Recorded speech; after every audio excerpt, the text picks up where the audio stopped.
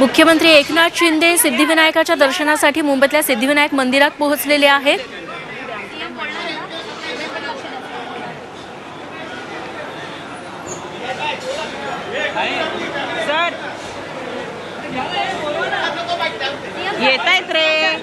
नववर्षानिमित्त इतरांसोबत मुख्यमंत्री एकनाथ शिंदे आणि खासदार श्रीकांत शिंदे यांनी सिद्धिविनायकाचं दर्शन घेतलंय।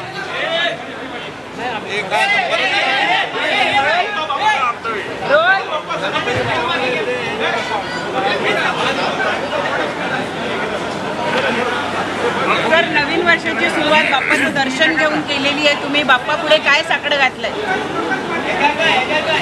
बाप्पाला सगळं माहीत आहे, त्यामुळे विघ्नहर्त्या सिद्धिविनायकाचं आज मनोभावे दर्शन घेतलंय परिवारासोबत। आणि या राज्यासमोरची सगळी संकट, दुःख, अरिष्ट दूर होऊ दे आणि राज्यातल्या प्रत्येक नागरिकाच्या आयुष्यामध्ये, जीवनामध्ये सुख, समाधान, समृद्धी येऊ दे अशा प्रकारचं साकडं गणरायाला घातलं। आणि अवकाळी अतिवृष्टीमुळे बळीराजावरचं आलेलं संकट दूर होऊ द्या। गेल्या 1.5 वर्षामध्ये जे राज्य सरकारने या राज्यातल्या सर्वसामान्य लोकांसाठी केलेले जे प्रयत्न आहेत त्याला आणखी बळ मिळू दे अशी प्रार्थना केलेली आहे देवा। तर येणारं वर्ष राजकीय दृष्ट्या सुद्धा अतिशय महत्त्वाचं आहे। लोकसभा निवडणुका, विधानसभा निवडणुका आणि पक्षाबद्दलचा निर्णय सुद्धा लवकरच होऊ घातलेला। यामध्ये नवीन वर्ष सर्वांना सुखाचं जाऊ दे, सर्व नागरिकांच्या इच्छा आकांक्षा पूर्ण होऊ दे आणि गेल्या 1.5 वर्षामध्ये जे काही प्रकल्प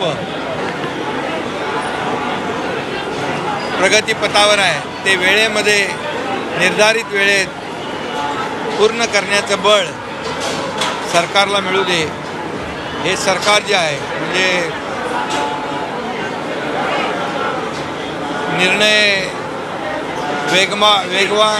वेगवान आणि सरकार गतिमान हे डोळ्यासमोर ठेवून ब्रीदवाक्य आम्ही काम करतोय। केंद्र सरकारचं आदरणीय प्रधानमंत्री मोदी साहेबांचं देखील पाठबळ गेल्या 1.5 वर्षात मिळालं आहे। 2024ला पुन्हा आदरणीय प्रधानमंत्री नरेंद्र मोदी साहेब पुन्हा प्रधानमंत्री होतील आणि या सरकारला जे डबल इंजिनचं सरकार काम करत आहे त्याला अधिक वेग येईल आणि लोकसभेमध्ये चांगलं यश मिळेल महाराष्ट्रातून महायुतीला आणि आदरणीय मोदी साहेबांना अधिक बळ या महाराष्ट्रातून लोकसभेच्या निवडणुकांमध्ये मिळेल अशा प्रकारचं एक यश कामावर गेल्या 1.5 वर्षामध्ये जे काम केलं जनता दिल्याशिवाय राहणार नाही आणि पुन्हा मोदी साहेब प्रधानमंत्री होतील, या देशाला महासत्तेकडे नेतील।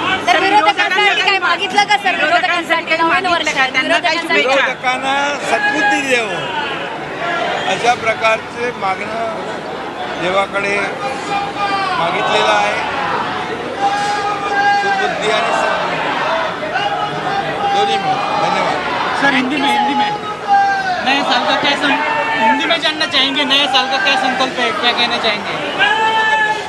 नया साल सभी लोगों को सुख, समृद्धि, आनंदमय जा और जो हमारे राज्य के सामने जितने भी दुख है, संकट है, सब दूर करे और महाराष्ट्र के हर नागरिक के जीवन में सुख, समृद्धि, आनंद लेकर आए नया साल।